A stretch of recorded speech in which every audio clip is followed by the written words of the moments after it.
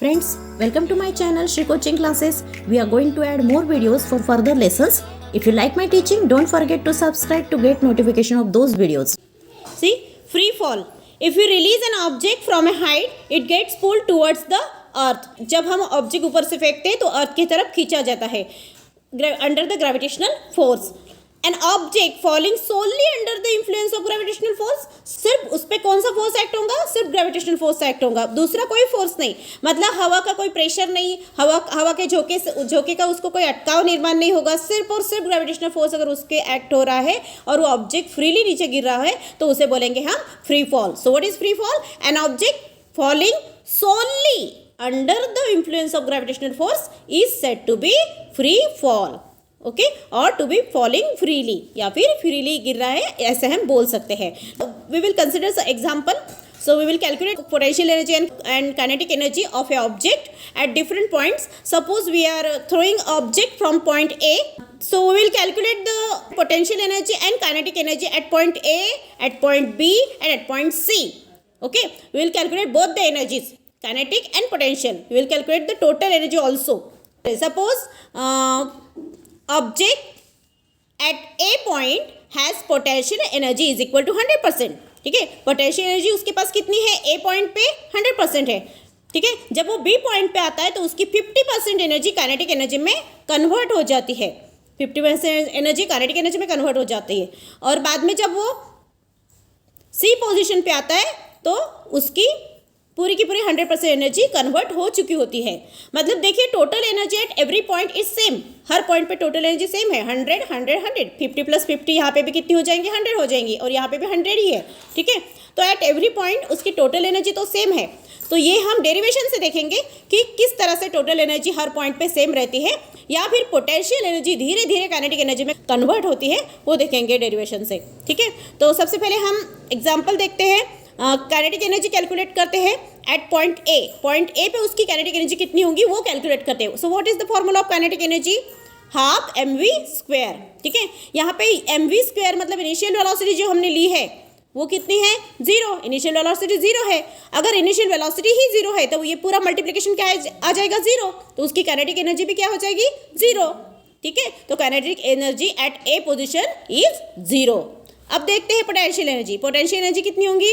मास उसका जितना है उतना ही रहेगा, ग्रेविटेशनल एक्सीलरेशन उतना ही रहेगा, हाइट तो इसका मल्टीप्लिकेशन कितना आएगा? mgh इतना आएगा. तो पोटेंशियल एनर्जी हो गई mgh.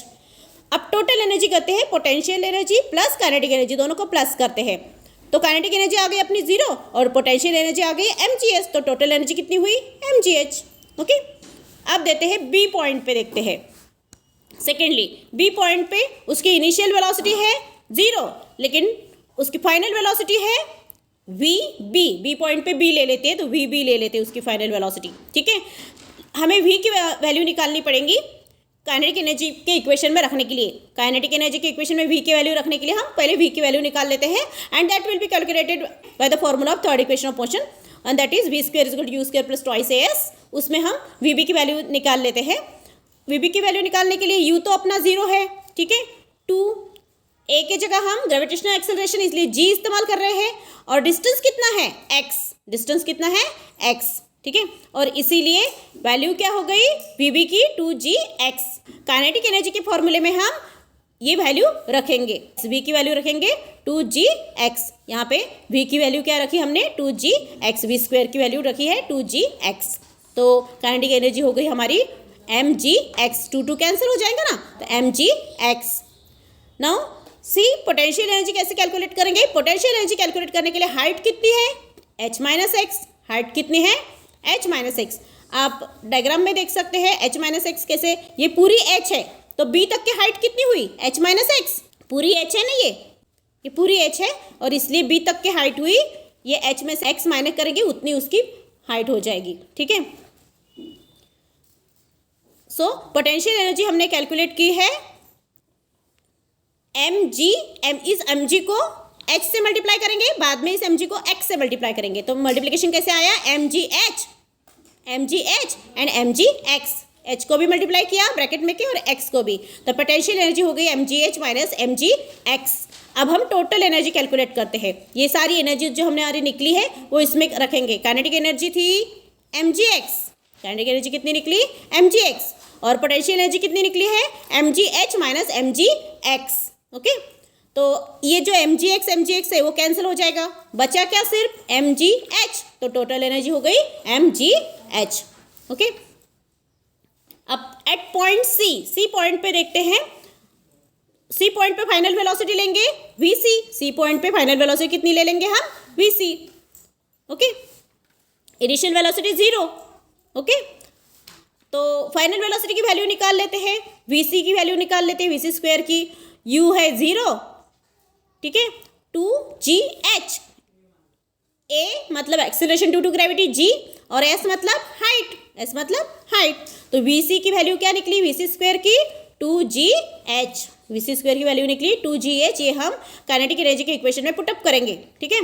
तो काइनेटिक एनर्जी का इक्वेशन कैसे हो गया, हाफ m2gh, ठीक है। अब ये 2 कैंसिल हो जाएंगे फिर से, और बचा क्या mgh, बचा क्या सिर्फ यहाँ पे mgh, तो काइनेटिक एनर्जी कितनी हो गई mgh, मतलब at point C kinetic energy is mgh। अब पोटेंशियल एनर्जी कैलकुलेट करेंगे।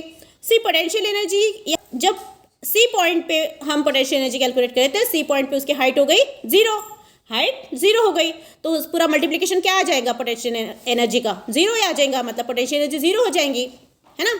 तो अब kinetic energy plus potential energy की जब प्लस करेंगे तो पोटेंशियल एनर्जी 0 और काइनेटिक एनर्जी mgh, इसलिए टोटल एनर्जी क्या हो गई mgh। आप देखिए इक्वेशन 2, 1, 2 एंड 3 तीनों में ए बी सी तीनों पॉइंट पे टोटल एनर्जी सेम रही, ठीक है। टोटल एनर्जी mgh हर जगह हमने कैलकुलेशन किया तो आंसर क्या आया, टोटल एनर्जी सेम ही चाहिए mgh, जैसे ऊपर वाले पॉइंट पे हर जगह जब कैलकुलेट किया तो 100 ही आई थी, है ना, उसी तरह से यहाँ पे mgh इतनी टोटल एनर्जी आई है, ठीक है। Now see power, can your father climb stairs as fast as you can, आप चढ़ सकते हो उतने फास्ट आपके फादर चढ़ सकते हैं क्या, नहीं, है ना। So this is the difference of power, है ना, ये किसका डिफरेंस है, पावर। सेकंड, हमारे घर के ऊपर टैंक, वाटर टैंक लगी हुई होती है, उसको हम बकेट से भरेंगे तो इजी जाएगा या मोटर, इलेक्ट्रिक मोटर पंप से, इलेक्ट्रिक मोटर पंप से, क्योंकि पावर हम भरते जाएंगे तो बहुत टाइम लग जाएगा, है ना, इलेक्ट्रिक मोटर पावर से जल्दी भर जाएंगे। सो राजश्री, 3 लोग दिए यहाँ पे, राजश्री, यश और रंजीत, तीनों फ्रेंड्स है, ठीक है।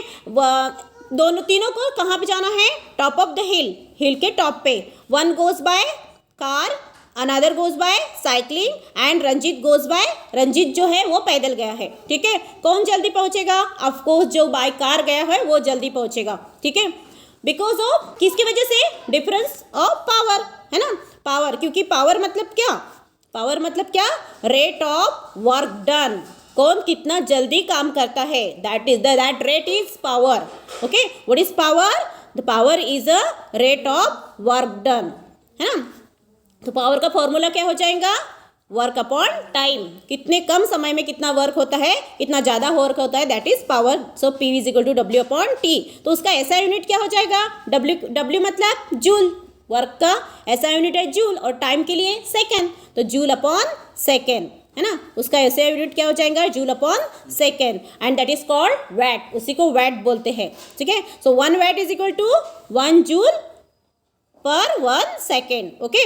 लेकिन इंडस्ट्रियल सेक्टर के लिए हम बड़ा यूनिट यूज़ करते हैं, इतना कम यूनिट में काम नहीं चलेगा, इसलिए बड़ा यूनिट क्या है, बहुत ज़्यादा क्वांटिटी में वहाँ पे एनर्जी लगती है, इसलिए हॉर्स पावर ये बड़ा यूनिट यूज़ करते हैं। So 1 horse power is equal to how much, ये यूनिट यूज़ करते हैं हॉर्स पावर वाला, ठीक है।